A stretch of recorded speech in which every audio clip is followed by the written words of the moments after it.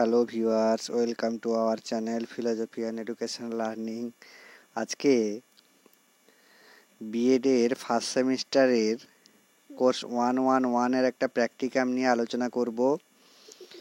ম্যাল adjusted behaviour, এই প্র্যাকটিকামটা নিয়ে আলোচনা করব। প্র্যাকটিকামটা হচ্ছে কি না, list down different maladjusted behaviour of adolescents which you could identify from the classroom and outside classroom. Take interview at a few and try to understand the factor that may be responsible for their behavior.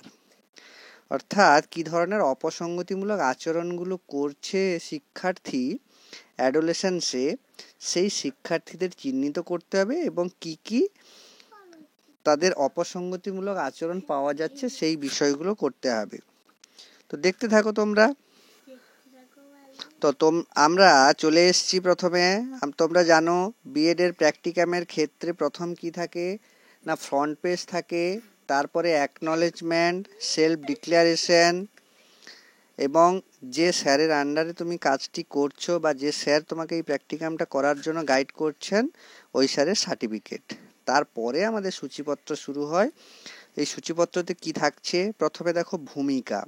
তা আমরা জানি কোনো একটা বিষয় করার ক্ষেত্রে তার ভূমিকা থাকাটা আবশ্যক। তো এক্ষেত্রে প্র্যাকটিকামের ক্ষেত্রেও ভূমিকা রয়েছে। দ্বিতীয়ত আছে কি না, অপসঙ্গতির অর্থ। অর্থ কি, অর্থাৎ সংজ্ঞাটা দিতে বলছে। এরপরে চলে আসি অপসঙ্গতির কারণগুলো কি কি, সে কারণগুলো চিহ্নিতকরণ করতে হবে। অপসঙ্গতিমূলক আচরণের প্রকারভেদ বলতে হবে। অপসঙ্গতিমূলক আচরণের প্রতিকারমূলক ব্যবস্থা। এরপরে আসছে অবজেক্টিভস, কারণ কোনো একটা প্র্যাকটিকাম করার ক্ষেত্রে তার অবজেক্টিভস থাকাটা খুব গুরুত্বপূর্ণ। অবজেক্টিভগুলো অর্থাৎ কোন উদ্দেশ্যে আমরা করছি সেইগুলো পয়েন্ট আকারে নির্দিষ্ট করতে হবে। এরপরে আসছি প্রণালীতে, অর্থাৎ ম্যাথোডোলজি, কোন মেথড ব্যবহার করে আমরা এই প্র্যাকটিকামটা করছি সেই ম্যাথোডোলজি অবশ্যই থাকবে। এরপরে আসি প্রসিডিওর বা প্রক্রিয়া। এই প্রক্রিয়াতে কি কি আছে দেখো, 4টে বিষয় রয়েছে। কি কি না, নমুনা নির্বাচন, তথ্য সংগ্রহ, সংগৃহীত তথ্যের ব্যাখ্যা ও বিশ্লেষণ এবং সমীক্ষার ফলাফল। তাহলে প্রক্রিয়াতে কি কি রইল, নমুনা নির্বাচন, তথ্য সংগ্রহ, তথ্যের ব্যাখ্যা ও বিশ্লেষণ, সমীক্ষার ফলাফল। এবার চলে আসি প্রথমে 1 নাম্বারটাতে, নমুনা নির্বাচন। নমুনা নির্বাচনে আমরা কি করব সেটা দেখে নিই। দেখো এবার টেবিলে চলে এসেছি, নমুনা নির্বাচনের টেবিলে। এখানে দেখো সিরিয়াল নাম্বার দেওয়া আছে। প্রথমে শিক্ষার্থীর নাম, অসামঞ্জস্যপূর্ণ আচরণ বা অপসঙ্গতিমূলক আচরণ, পর্যবেক্ষণের স্থান এবং তথ্য সংগ্রহের পদ্ধতি।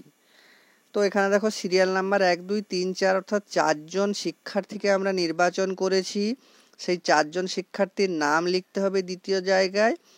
3 নাম্বারে দেখো অসামঞ্জস্যপূর্ণ আচরণ বা অপসঙ্গতিমূলক আচরণ, ধরো কেউ চুরি করছে, কেউ মিথ্যা কথা বলছে, এই ধরনের অপসঙ্গতিমূলক আচরণগুলো কিন্তু করছে।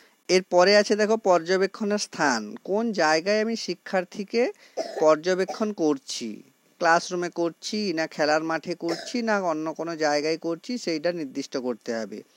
এরপরে দেখো তথ্য সংগ্রহের পদ্ধতি। এই পদ্ধতিগুলো কোন কোন পদ্ধতিতে করতে হবে পাশে দেওয়াই আছে, কেস স্টাডিতে আমরা করব। অর্থাৎ এই প্র্যাকটিকামটা পুরো কেস স্টাডি দিয়েই করব। এবার চলে আসি 2 নম্বর যেটা বলা হয়েছিল কি না, তথ্য সংগ্রহ। সেই তথ্য সংগ্রহতে চলে আসি। দেখো তথ্য সংগ্রহতে চলে এসেছি। আমরা যেহেতু তার পদ্ধতিটা পেয়েছিলাম কেস স্টাডি, তাই কেস স্টাডি সম্পর্কে কয়েকটা বিষয় লিখতে হবে। কেস স্টাডি কি, কেস স্টাডির প্রকারভেদ কি, তার বৈশিষ্ট্য কি, বা কেস স্টাডি শ্রেণীবিভাগ করো, এই ধরনের বিষয়গুলো আমাদের কিন্তু দিতে হবে। তো 5 নম্বরে দেখো এখানে আছে শিক্ষার্থীর ব্যক্তিগত বিবরণ। আমরা যে সেই নমুনা নির্বাচনে 1, 2, 3, 4 নিয়েছিলাম, সেই 1, 2, 3, 4-এর যে শিক্ষার্থী, তাহলে প্রথম শিক্ষার্থীকে নেব, 1 নাম্বার শিক্ষার্থীকে। সেই শিক্ষার্থীর ব্যক্তিগত বিবরণ দেব, নাম কি, কোন ক্লাসে পড়ে, তার কি ধরনের অপসঙ্গতি পাওয়া যাচ্ছে না যাচ্ছে, এই বিষয়টা আমরা ব্যক্তিগত বিবরণে দেব। লক্ষণ কি, এই অপসঙ্গতিমূলক যে আচরণগুলো পাওয়া যাচ্ছে তার লক্ষণগুলো কি, সেগুলো লিখতে হবে এবং পরে লিখতে হবে কারণ কি, কেন তার অপসঙ্গতিমূলক আচরণগুলো পাওয়া যাচ্ছে। এই তিনটে লেখা হলে আমরা আবার চলে আসব কি না, শিক্ষার্থী 2 তার ব্যক্তিগত বিবরণ লক্ষণ কারণ, শিক্ষার্থী 3 তার ব্যক্তিগত বিবরণ লক্ষণ কারণ এবং শিক্ষার্থী 4 তার ব্যক্তিগত বিবরণ লক্ষণ কারণ দিলেই আমাদের এই যে তথ্য সংগ্রহ এটা কিন্তু কমপ্লিট হবে। এরপরে চলে আসছি তথ্যের ব্যাখ্যা ও বিশ্লেষণ, অর্থাৎ তথ্য সংগ্রহতে আমরা যা পেলাম সেটাকে ব্যাখ্যা করতে হবে এবং বিশ্লেষণ করতে হবে। কি পেলাম অর্থাৎ আমরা বিষয় থেকে কি পেলাম। নেক্সট আসি সমীক্ষার ফলাফল। এই যে সমীক্ষাটা করছি, এই সমীক্ষা থেকে আদলে কি উঠে এলো, আউটকাম কি এলো, সেই বিষয়টা আমাদের এখানে দিতে হবে। অর্থাৎ 4 জন শিক্ষার্থীর থেকে আমরা কি পেলাম। নেক্সট বলছে 9 নম্বরে চলে আসি প্রবলেম অফ কারেন্ট স্টাডি, অর্থাৎ এই যে কারেন্ট স্টাডিটা অর্থাৎ মেথড অ্যাডজাস্টেড বিহেভিয়ার যখন আমি কাজ করছি প্র্যাকটিকামটা নিয়ে, এই প্র্যাকটিকামটা নিয়ে কাজ করতে গিয়ে আমি কি কি সমস্যার সম্মুখীন হয়েছি সেই সমস্যাটা দিতে হবে। নেক্সট বলছে পরামর্শ, অর্থাৎ আমি শিক্ষার্থীকে কি পরামর্শ দেব যাতে তার যে ম্যাল অ্যাডজাস্টেড বিহেভিয়ারগুলো সে শুধরাতে পারে। এবার শিক্ষণীয় বিষয়, এখান থেকে আমি কি শিখলাম, আমার যে শিক্ষণীয় বিষয় সেই শিক্ষণীয় বিষয়টা বলতে হবে। অর্থাৎ আমার 4 জন শিক্ষার্থীর যে অপসঙ্গতিমূলক আচরণগুলো পেয়েছিলাম সেই 4 জন শিক্ষার্থীর অপসঙ্গতিমূলক আচরণ থেকে আমি কি শিখলাম সেটা। নেক্সট বলছে গ্রন্থপঞ্জি, অর্থাৎ প্র্যাকটিকামটা করার ক্ষেত্রে আমি কোন কোন বই বা কোন কোন জায়গা থেকে কোন কোন রেফারেন্সের সাহায্য নিয়েই কাজটা করেছি সেই বিষয়টা কিন্তু দিতে হবে এখানে গ্রন্থপঞ্জিতে।